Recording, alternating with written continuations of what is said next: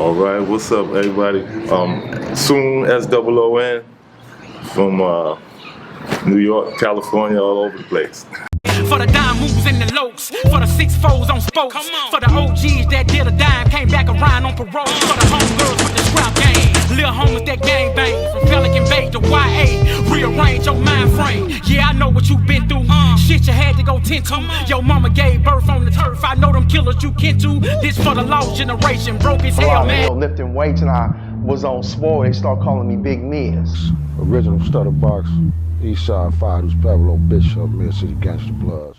Kevmacvideos, you know this is for sure. Kevmacvideos, open your soul. This is the beginning. I was born in Harlem Hospital, and then I moved to the Bronx, and then just before I moved to the Valley in the Bronx, and then Co-op City, a place called Co-op City. That's when I got into graffiti in Co-op City. What year were you born? 1967. So describe growing up in New York. What was the scene like in New York? The graffiti scene? Any scene? The scene period. Okay. Well, it was like they was throwing jams in the park. I lived on a block called Borough Avenue. It was one block away from the park. And you could hear the music blazing, you know, hip hop was starting, you know. It was already here, but the hip hop, you know, but it wasn't on the radio yet. It was like 74, 70s, you know, something like that. And they was just playing the music in the park. Me and my crew would go down there, ride our bikes and stuff like that. And that was the Valley right there. That's North Bronx. And then I moved over the highway up to Co-op City. That's another part of the North Bronx. They had like buildings, 33-story buildings, thousands of them, you know. And I got with this kid named Short Shot. He was writing on the walls, doing just tags in the building. I started doing that with him, with markers, scratch him on the floor, make him a little fatter, and you know, bombing like that. I used to write bass when I first started bass. I had a gang of names. I changed it every week, but you know. And then I started going to the subway. You know, as I got a little older, I started going to the subway, seeing all the graffiti, and then just started going to the tracks. So when did you get the name Soon, and how did you get it? I got the name Soon probably like in probably 81, 87, 81, because I was all the other names first. First I was Song, S-O-N-G, Song, but some dude was writing Sing, so I changed it to Soon.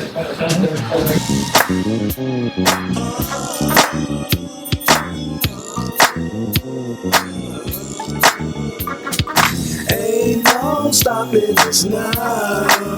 We know. No stopping. So look, I kind of want you to describe the Bronx back then, because we have the image of the burnt out big buildings. Kind of give us a feel of what the Bronx looked like, the landscape. No doubt. It's two Bronxes. Like it's a Bronx, the South Bronx that was all burnt out. You know what I'm saying? That's all burnt out buildings, rubble all over. You know, people flipping on mattresses and stuff like that. But there's another part of the Bronx, like the Valley and Co-op City. It's the North Bronx. It was more kept up. You know what I'm saying? It was nice, and you know, that was Describe the hip hop scene. How old are you when you first started going to see hip hop? Like I said, I was going to the park because my house was a block away from the park, and you could hear the music. You know, when they started, you know, you hear the music. And then we would go down to the park and just, you know, we was little, you know, on like, you know, Apollo 5-speed bikes and stuff like that, you know, riding around. But the big kids, the big people, they was, you know, smoking their weed and partying, you know what I'm saying? So who were the big name DJs and rappers at that time? I'll tell you exactly who they were. In that part of the Bronx, there was a dude named Timmy Hall. He was a rapper. And Rocky G, he was the DJ. And in that part of the Bronx, you know. Was Rocky G and Timmy Hall in the Valley, from the Valley. So from an outsider, that's not from New York, right? We get these images of dope fiends and burnt out buildings. Was that going on during your life over there? Yeah, no doubt. Yeah. You see dope fiends with swollen hands like that. But like I said, in certain parts of the Bronx, it was good. You know what I'm saying? Then they had the slums, like, you know what I'm saying? So Dope fiends and all that would be where it's hot, the slums. You know what I'm saying? They would be like in the South Bronx. They'd be all over, but you know what I'm saying? You see it more like by the dope holes, you know what I'm saying? By the spots and stuff like that. Like, you know. So look, how old were you when you first started paying attention to graffiti, and who is your graffiti mentor in New York? Okay. I was about 12 or 13. What year is that about? Gotta be the 70s or something like that. 70. 79, 80. No, I was in 82, I was 15. So yeah, about 13, 14. 79, from 79 to 82, I'm in New York doing my thing, right? So I was a toy at first in the building, just writing on the walls. That was after the Valley. You know, you said the hip hop scene was going on already. It was already on, but it wasn't no music. And then Sugar Hill didn't even have a record out. You know what I'm saying? It was like music, like ain't no stopping us now. Stuff like that was popping. You know what I'm saying? And Chic, you know, stuff like that. But it wasn't like hip hop wasn't like how it is today. You know So who was your personal graffiti mentor, and who were the big names in graffiti at that time when you were a toy? Okay, no doubt. I'm gonna have to go with my first one. Had to be Short Shot because he turned me on to it. So Short Shot, Stanley Garland, that's his real name, but he lived in Building 13 where I lived at. He was the biggest over there. And then it was people like Cancer Kid, Hip, dude named Hip, ART. They had a little crew over in the co-op called ART, All Around Taggers, and that was like a crew like how West Coast would be, but in Co-op City. You know what I'm saying? Then they had Pre-Sweet. Pre-Sweet was up. Yeah, he was like more like bombing in Section 5. It was Jazzy. It was a lot of people. Jazzy. I even bombed with the first black Brooklyn DA, Kenny Thompson. He used to write Kant, that was his name, C-A-N-T, Kant, that was his name. Yeah, he became the first black Brooklyn DA. He passed away, so God bless him. So, but When yeah. you say DA, you talking about district Brooklyn, attorney? yeah, district attorney. First black Was a graffiti writer. was a graffiti writer. That's Yeah, crazy. Yeah, and he had a hell of a hand style. So explain the process, how you evolved from being a beginner / toy to evolve into doing pieces on subways and all that. Did you have someone that was sitting down showing you, or were you just observing the scene and develop from there? Okay, I was kind of an artist already. I used to draw, but when I got into graffiti, it was all just tags. You know what I'm saying? So I was just, as you tagging, first you get the marshmallow letters, and then you just start switching up. It's like seeing you get a fatter marker, you know what I'm saying? You start building like that. It was mostly just tags and then throw-ups, a lot of throw-ups. And then I started getting into burners and stuff like that. But yeah, basically from tagging on up. You had to like build your way up, you know. So I say 79, tagging in the building. 80, tagging in the building and venturing to the subway yard, you know what I'm saying? 81, in the subway yard doing it, you know what I'm saying? 82, that movie, what's that movie? Star Wars came, not Star Wars, Wild Style. Wild Style came out. My man Snow, that's one of my mentors too, Snow. God bless his dad. He's my mentor. He lived on Freeman Street, right there in the South Bronx. We say it's all burnt out and everything like that. He lived right in the midst of the rubble. You know what I'm saying? He's my main man too.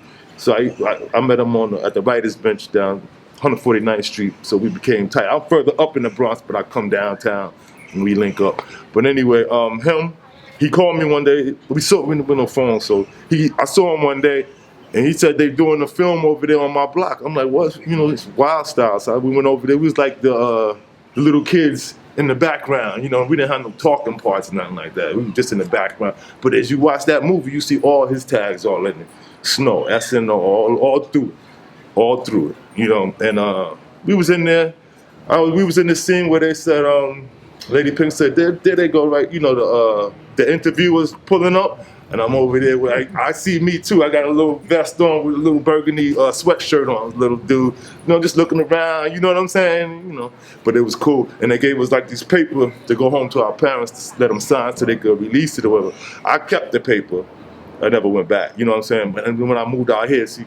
I was just starting to go to high school. I was in the 9th grade, so I took the test to go to art and design. I got in, but I was in Walton High School. But then when I moved, I came home one day. Mom was like, "Yo, get your transcripts together. You know, we out of here." I'm like, "What you talking about? We out of here." And then next thing you know, we at the airport and flying into LA. Yeah. Okay. I want to go back because when you're evolving, you know, LA we don't have subways. Right. We have graffiti yards. Right. Was that a thing in New York or the Bronx? Did you guys practice in graffiti yards before y'all took it to the subway? We would, like I said, tag in the building first, and then, you know, straight to the train, and practice on the train. You know. Yeah. Explain to us what these writer benches were about, and what was the main writer bench, and who were the big names at these writer benches? Okay, the writer's bench is one was on 149th Street on the 2 train, 2 and 4. The 4 was upstairs, the 2 was downstairs. The bench was on the 2 line downstairs. There's another one on Intervale. There's another one on 125th Street on the 1 train, and there's another writer's bench over there on Tremont on the 2 train. Yeah. And the people who was big at it, T-Kid, Daz, all them dudes was older. Smiley 149, everybody. Anybody who was somebody was there. What was the racial makeup of the Bronx that you grew up in? Black. Well, Co-op City was like a Jewish, like how this is over here, Jewish little area. You know what I'm saying? They had it first, and then blacks started moving into them from like the valley and all over other parts. If you want to live better, they had central air, hard floor, wood floors, big space, big kitchens, stuff like that. But it's apartment buildings, and they tall, not projects. It was co-ops. They were called Co-op City.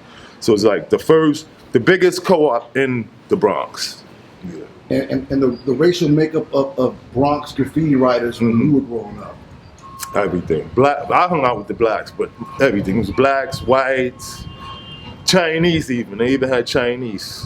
Yeah, Chinese. Puerto Rican? Puerto Ricans for sure. Yeah. My man, I was with this crew called Spaced Out Riders, SOW. My man Force, he was from the 6th train. He moved over to the valley, and I linked up with him, you know. And we did a little inside, a lot of insides, you know, but he had a hell of a tag, Force, SOW, you know, it was like that, it was definitely like that. Let me ask you, when you was young like that, was Dominicans in New York? Not really. No. They probably was there, but I ain't know nothing about them. My wife is Dominican, I didn't know nothing about them. There's more Puerto Ricans, you know what I'm saying? And they got it where, if you go to Harlem now, they think that with them Dominicans that up on Broadway is Spanish Harlem. That ain't Spanish Harlem. Spanish Harlem's on the east side, on the after Park Avenue. You know what I'm saying? That's on the east side, way over there. But they all up on the hill over there. But it is, you know, it's changed. It's got bigger. I guess Spanish Harlem got bigger. Who was the big names at the writers' bench? That's T-Kid. I'm gonna tell you who was robbing everybody. I think T-Kid and a couple of them dudes. You know, there's a crew called the Vamp Squad. Ryan, R-I-N. Boozer. The Vamp Squad, the TVS. They used to just house people's paint, stuff like that. But they was good writers, though. They was definitely good writers, though. Out of all the New York boroughs, who had the best graffiti writers? Who had that claim to fame? I always liked the CIA, so I guess Brooklyn. But the Bronx had some too. The Bronx had some style, and Harlem, they had some style, you know what I'm saying? Like Brooklyn, I would say that because they was killing it at the time. Like 80, 79, 80, 81, all you see is Dondi all through the train. You know what I'm saying? Dondi, Aaron, there was people like James Top, he was up. There was a lot of them. Aaron, I said, Duro, he was up. You know, Men One was up. And then the Bronx, it was T-Kid, Did each borough have its own train yard? Yeah, hell yeah. Brooklyn. Sometimes you would be at a 2 yard, and then they have another 2 yard in Brooklyn. And then they would have the M's. There's a lot of different trains. Like that's Queens and Brooklyn, all different spaced out. There's a lot of different trains. The J train, the E train, all kind of train. AA, the double A. You know what I'm saying? D train, man. The D train, 125th. Yeah. But yeah, everybody had mad yards, but some yards. There was one yard that was right over a project. The project building was right there. The yard is underneath it. And, you know what I'm saying? So a lot of Brooklyn kids went there. I didn't really go out to Brooklyn too tough because I didn't want to get my paint taken. You know what I'm saying? I didn't want to get my paint taken. For the robbery? Take it home with a robbery. You get your paint taken or or your clothes taken. You the one. You know what I'm saying? Hey, so look, do you remember the first time that you bombed a train? You went into a yard and actually hit a train. Remember the year? The snow? Yeah, I probably would say 1980. I went to the layup store, not the yard first. I went to the layups. There was a layup over there on Nine Avenue layups. What's the layup? Describe it. Layups is like where the trains just park right like on 2 tracks. They just park like anywhere. You know what I'm saying? And they just happen to be at the Baychester layups, the Baychester, and it'd be like 2 trains, but like 3 sets of them, one behind another. You know, 2 tracks, it'd be like 6 trains, probably like 40, 60 trains. But your first burner that ran on a subway. Tell us that story. Right. I guess that would be with a poem. We did a gang of them. I did a Halloween joint, top to bottom character with a Halloween, Happy Halloween. What's the year? That had to be 80, something like 80, yeah. And we did a Soon ONE poem. We did a lot of those. I did some with Snow, did some blockbusters, you know. Was your style still evolving? Or it was still evolving, evolving. Did you have that little swirling S? Oh yeah, I had it. Matter of fact, I'm gonna tell you something about that one, right? That swirl right there, Poem had did another piece on the train, and he used the swirl, and his piece got put in on the Subway Art cover. And so you see the swirl on there. It looked like it was his, but he got it from me. Because he told me, that was my partner, I used to be over his crib. He's in a group home, so I used to go over his crib and I'd be doing my shit. And I came up with that, right? It was for a throw up.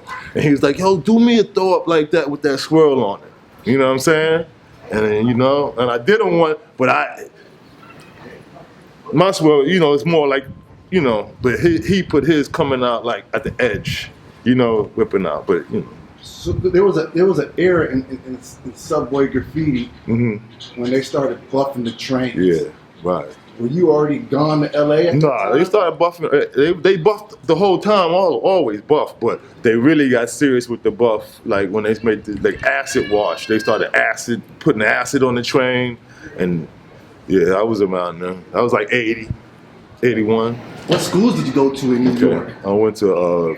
When I was in little kid school, I was in PS 97, and then I went to IS 144 in junior high school, IS 184, and then I went to Walton High School, and then I moved to LA, and I went to John Burroughs. So look, you described the building you lived in as a co-op. What's the difference between a co-op and projects?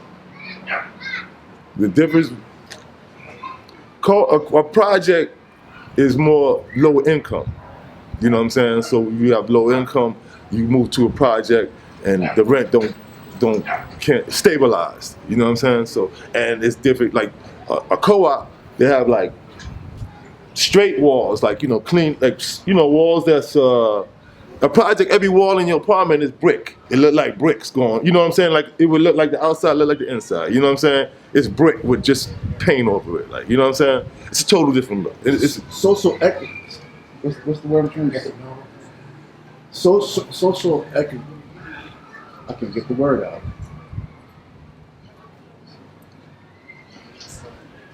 Take your time. A co-op, you gotta go to a board to get in. You gotta have a certain amount of money They have, you know what I'm saying? You got to do all this tests and all this movement, you know, to get into a co-op. So is it low? Low income is projects. income. Yeah, low income is projects, definitely. And co-op is what compared to that? Middle class. You know what I'm saying? If you was rich, you just buy a house. You know what I'm saying? But you know, you good money, you go to co-op. Yeah. So who did you live with in New York? My mother and father and my brother. Yeah. And what did your parents do for a living in New York? My father was a painter, taxi cab driver, and my mother was a social worker. Yeah. Now, what made your family relocate from the Bronx to LA? What's the story behind that? My mother left my father. She tried to leave him a couple of other times. he kept coming back. She said, "I'm going West Coast, and yeah, you gonna see me no more." And that was it. Was there Total reason. Was there family out here? Yeah, I had my aunt, her cousin was out here. My cousin Mario, he was out here, and we moved with them when we first got here. Yeah, on Longwood. That's what. So you was telling us the story on how you found out that you were about to move to the West Coast. Tell us that story on how you found out. All right. It was after that Star Wars. You know, I come home, tell them I got invited. I'm not invited, but accepted to art and design school. I'm ready. I'm like, yeah, I'm going. You know. And then my mom's like, yo, tomorrow go to the school, get your transcripts. If you don't get your transcripts and you don't come back here on time, you will be here with your father, and that's it. And that's it. And we wasn't going for that. So we got us, you know, we didn't know what it really was. We didn't know she was leaving them. We didn't know we was moving. We just followed directions, went to get the transcripts and came back home. You said you wasn't going for that. What was wrong with Pops? Shit, like, he's kind of abusive, you know what I'm saying? You know, kind of abusive. Boom, boom. You might go to school with an eye jammy or something like that. You might get your report card, but moms will hide it. They won't even let them see it, and you still come to school with a black eye. You know what I'm saying? Niggas, but damn, you must have had a bad report card. Yeah. Are both of your parents born and raised in New York? Yes. Yeah. New York through and through. New York through and through, yeah. How about their parents? Jacksonville. My great grandmother's from Jacksonville, Florida. I got another one from my other side, Georgia, like that, you know. Okay, so now we on the airplane. Mm-hmm. We're at JFK. Okay. On our way to LAX. Mm-hmm. What's the first thing that you noticed when you landed LAX about Los Angeles?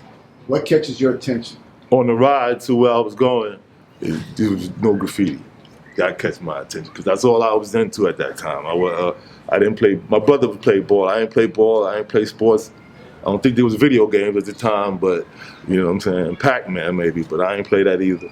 But the graffiti, it was none. It was clean. It was beautiful. Were you plotting and planning when you saw? I was scheming. Hell yeah! I was like, man, I was nervous, so I started doing it in alleys because there was no graffiti on the peak. You know. Well, let's go to the actual year, so we kind of know. 82.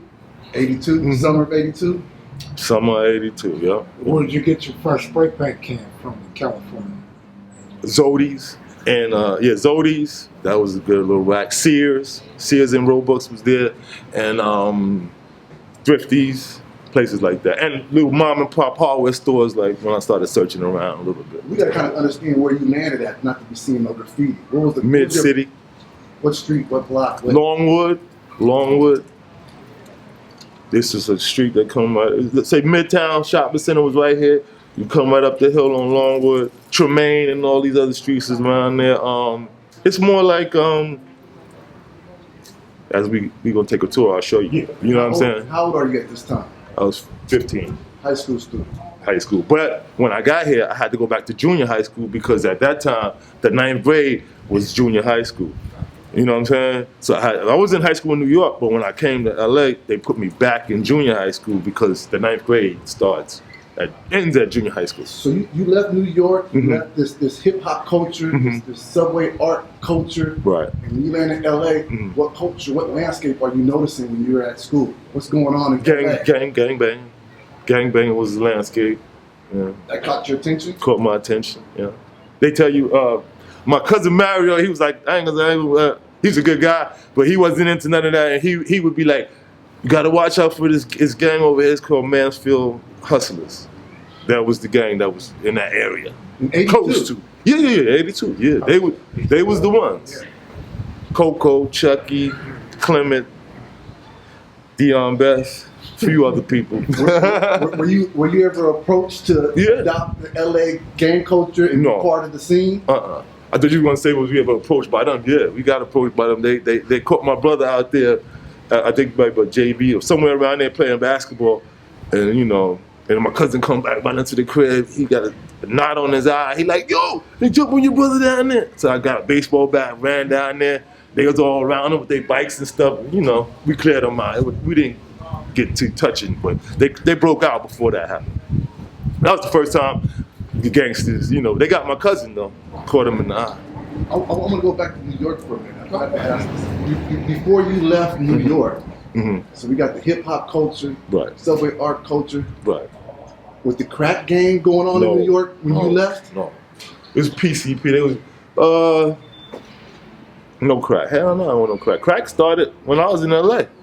So that was your first time studying? First time seeing crack. Hell yeah. I don't know. First time messing with drugs. You know what I'm saying? In New York, I was young. My mother wasn't, you know, like I said, we wasn't with the drugs, like, you know what I'm saying? So I got a good question. When the older guys was going to bomb the yards or hit the trains, was they getting high? Was anyone getting high? I said, yeah, hell yeah. They were smoking dust. They were smoking dust. They was smoking, they called it cheaper, but it's weed, cheaper. That's what they call weed, like, you know, piff, you know, stuff like that. When did you ask that? Because you just mentioned that he wasn't getting high yet. Yeah, no, I was definitely. I'm wondering, what's the rail? Don't one of the rails? Third rail. Yeah, third rail. Yeah. You touch that, you done. Yeah. You toast. That's the whole point. You're supposed to be alert when you're. I know. But sometimes they be in the yard so much and they lay up so much. I guess you be in there so much you become confident. You know what I'm saying? So you niggas be like putting their foot on the damn third rail like this. You know what I'm saying? Laying up underneath the train. You know what I'm saying? Because like, say the work bump come, you gotta crawl underneath the train and get to the other side. And you look. You know what I'm saying? Climb up on top, run. You know, like that. Oh, I got out the way. Yeah. So look, this dude left New York in 82. Yeah. Before Run DMC. Oh yeah. None of that. Yeah. It's Like That was playing good on the radio when I went back to New York. That was the ta ta ta ta ta ta. You know what I'm saying? That was rocking. Master J. These people rock. Yeah. Okay, so now we're back in LA. We're in LA, 1982, John Burroughs Junior High. Junior high school. What's going on now? When did you start going on your graffiti campaigns? Okay, well, from there, when I moved on Longwood, I realized there was an alley right there, right next in the alleys right behind the house, right behind the next house across the street. So I started going back there, and then I started going to Zodi's, stealing the paint, and then I would go back there and do like pieces back there. Do all my pieces, but the first piece that I pulled from out of that alley to like going out to the street area, I did it at John Burroughs Junior High School. It was like by the PE area. It was like a little wooden wall or whatever. I did a Cheech Wizard character, just the character, no letters though, just the Cheech Wizard character. You know, the hat with the stars on it, and Cheech Wizard. Yeah, I did that over there. Man, the whole school. My cousin was with me, right? We did it at night. We snuck in the thing. I did the piece. He took the paint. He tore up all the lockers, started writing people cussing out teachers, and he destroyed the whole school. Everybody's locker was. So as you coming in the next day, I'm thinking, I see all this graffiti, what he did. I really didn't know what he was doing all that time. But the next day when we went to school, I realized, I said, oh man, I was getting nervous. I'm walking in. They didn't know we did it, but I'm walking in, I'm looking, I'm like, man, this nigga, I said, they gonna buff mine, so I had to wait now, because he done destroyed all the lockers and stuff, so they gonna start getting it off of there real quick. So, that was basically it. That's a writer's fear, being buffed? Buffed and busted.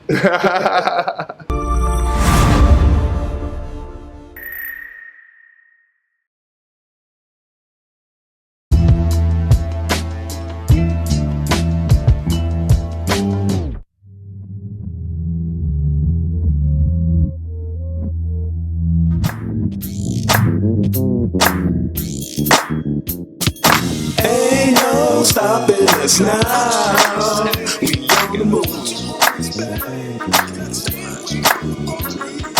Ain't no stopping us now. We on the move.